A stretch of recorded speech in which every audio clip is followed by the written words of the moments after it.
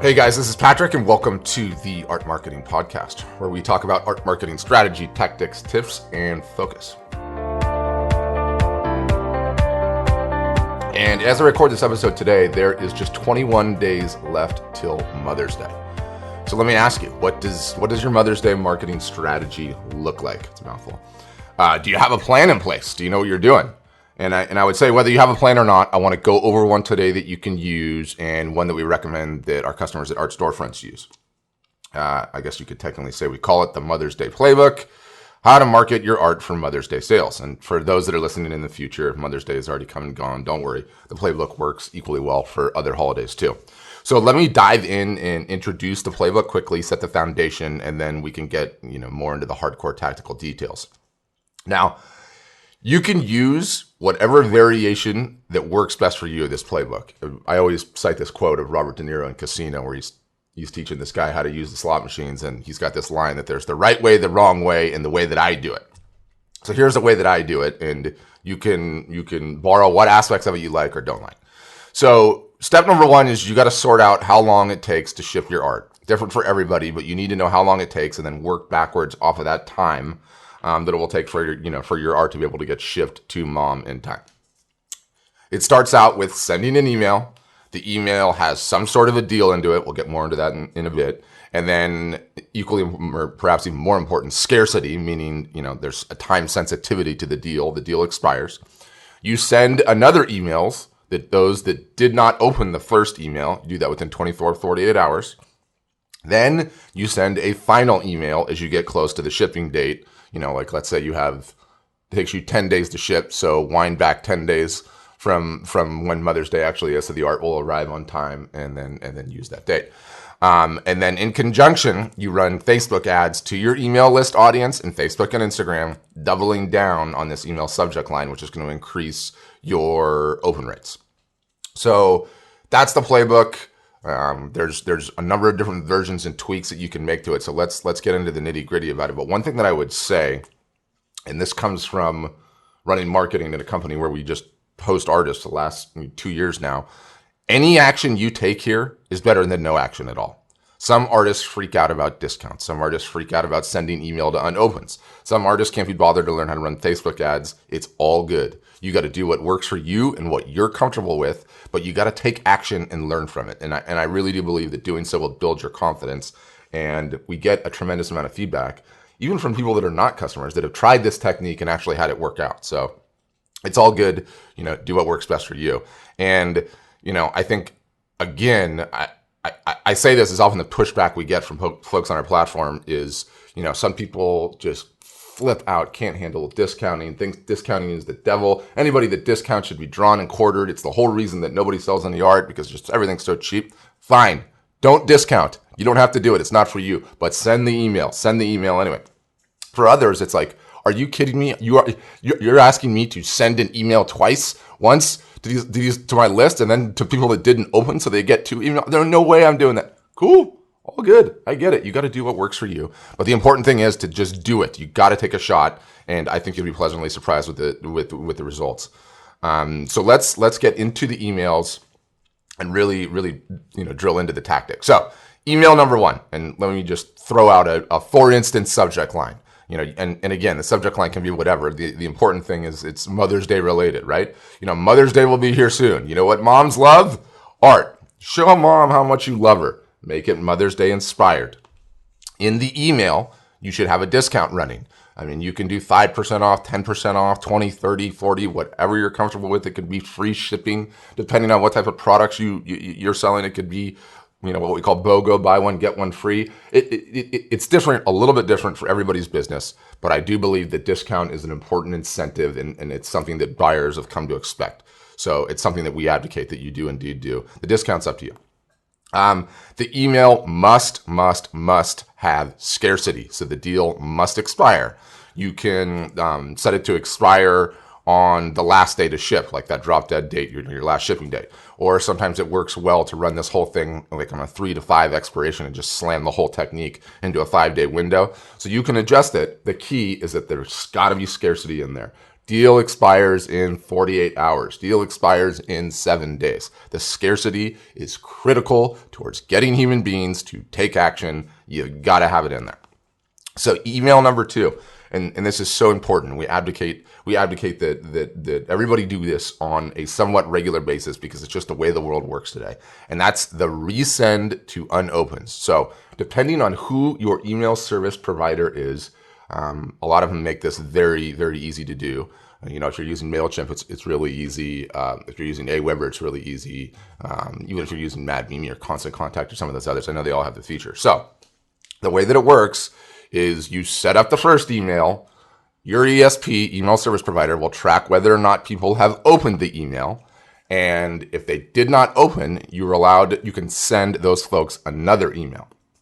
So in terms of the subject line on this, many times I'll throw the good old ICYMI acronym, which stands for in case you missed it, and then use the exact same subject line in the exact same email you sent. So that last email, let's just say we did, Mother's Day will be here soon. I literally throw ICYMI dash Mother's Day will be here soon. So people see that in case you missed it, here's a reminder, right?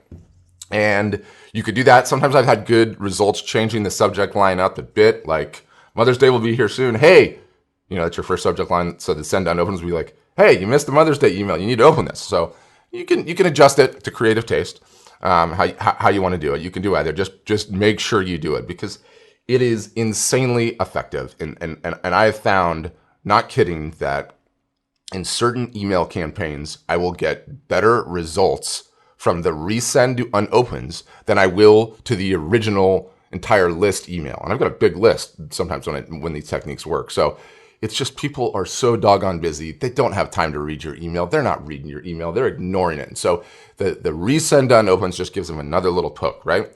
So first email goes out. I recommend and advocate that you send email number 2, the resend unopens, within a 24 to 48 hours. So you send your first email on a Wednesday, let's say. You're going to send the resend unopens either on a Thursday or a Friday, but I usually don't extend it after 48 hours. Now, if you've been listening to this podcast, you heard in the last episode that we talked about the email plus Facebook and Instagram combination. Highly recommend you listen to that one if this piques your interest at all. But we also recommend folks do this. Now, obviously, you need to have a Facebook or Instagram ads account, and you need to have some basic knowledge of Facebook and Instagram ads. But the way that it works, if you're just listening to this for the first time, is you get your email ready to go. You press send. You then create an ad in Facebook, and by extension, I show them on Instagram as well, that reinforces the email that you just sent. So let's go back to our, Mother's Day will be here soon. And in the email, you have a couple of your images. Let's just say you're a landscape photographer of the Shenandoah Valley. So you've got some images of the Shenandoah Valley in your email. Well, the Facebook ad would be one of those images from the email with some variation of the subject line and perhaps talking about the deal. So you could say, Mother's Day will be here soon. Give mom a gift she loves. A photo of the Shenandoah Valley. Sales 20% off and soon. You can put some of that type of language into the Facebook or Instagram ad. Or sometimes you don't even need to go that incendiary. You can just say Mother's Day, Shenandoah Valley, throw one of those photos on there and direct them back to your website. And what ends up happening, what's so powerful about this particular technique is I'm busy. I don't have time. I'm not going to read your email. I'm sorry, I'm not. Then, you send that email, that second email, which is the resend on opens, and it kind of gives me another poke. It kind of nags on me. It's like, oh yeah, I forgot to go do that thing. Then, next thing you know, I'm going about my daily business and either browsing on Facebook or Instagram, and I see another reference to it. It's like, okay. Now I know I got to go do that. So it just works in that way, and it's really, really effective. And the great thing is that, a lot of people are just getting started out. Your list is small, so you can invest 10, 20, 30 bucks into this technique, maybe up to 50 or 100 if you've got a big list, and this will totally cover it. It'll totally cover it. So it's a relatively inexpensive way to give this technique a shot. And I think one of the awesome parts that I went over in the last podcast is what I'll find doing this technique is a lot of times, you're paying for link clicks, let's just say. So your Facebook campaign says like, charge me anytime somebody clicks on the link. A lot of times they'll just see the post and subconsciously go, oh, that's right, I got to go open that email. And they don't even click on the link. They don't even click on the link. You don't even have to pay for it. And then they go back into their email, and it works that way sometimes too. So it's really fun. So what I normally do is I start the ad the day that I send the email. I keep the ad running. In my case, usually all the way throughout the end of the campaign. But you can keep it around, play with it. I mean, do 2 or 3 days the first couple of times to get your feet wet with this technique. Then, and there's one more Facebook or Instagram ad that I would recommend, but let me come back to that. The final email is you have 24 hours until the deal closes, right? So let's just say you start your deal on Monday, and on Friday is the last day that they can order, and the thing will get shipped on time to mom. So you send an email out Thursday, and you say 24 hours until the deal is over. I recommend getting that language inside the subject line somewhere, like Mother's Day is almost here. You have 24 hours to act, right? Like, speak to those procrastinators that have not taken action and are totally going to let mom down and not get her something, but they were thinking about getting mom something. So get that scarcity into the email subject line. Let them know there's 24 hours until this thing's over. Have that scarcity language in the email, and run another Facebook ad. So that's what I do. I send that final email, and I run another Facebook ad with the 24 hours left to go language in it. I beef the language up a little bit and maybe make it a little bit stronger than I did. And the great news about this Facebook ad is you only have to run it for 1 day. Send the email, run the ad for 24 hours, cut it off. And even that email is really powerful too. So you see the whole sequence working in conjunction. You've got email number 1, email number 2, which is the resend to unopens, the Facebook and Instagram ads, if you've done those before and you can. Pro tip, if you can't, you could certainly make a post, a regular organic post to Facebook and a regular organic post to Instagram. Obviously not everybody's going to see it, but they're free to do, and you can do that. So I highly recommend you at the very least take that step. Turn them into an ad if you can. Now, we just had a webinar about this not too long ago because we advocated our customers run this same technique on Valentine's Day. I've got a crazy detailed post that goes into the different subject lines that were used on Valentine's Day and has some more like the tactical information on how to do some of this with your email service provider. I think we covered MailChimp in the post.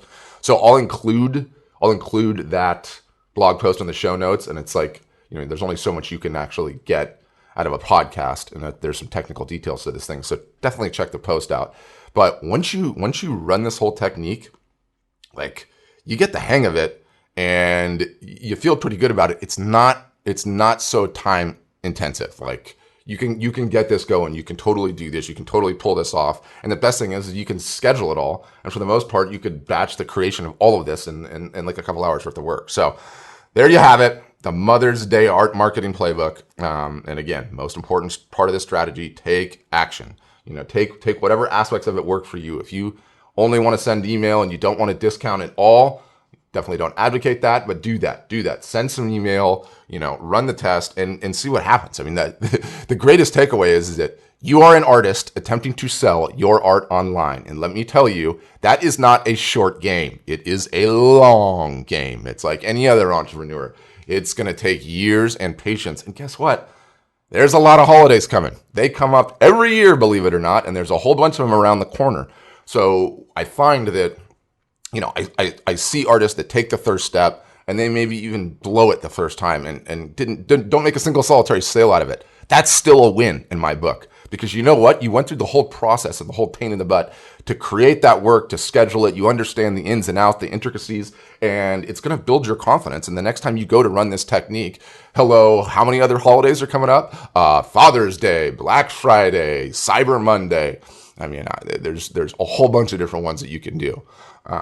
You're going to be in a better place to do. You're going to be in a better place to take advantage of those days. And everybody's business is a little bit different. So if I can leave you with one takeaway, definitely give it a shot. Definitely take action. I think you'll be pleasantly surprised, and for some of you, you'll definitely make some sales out of it.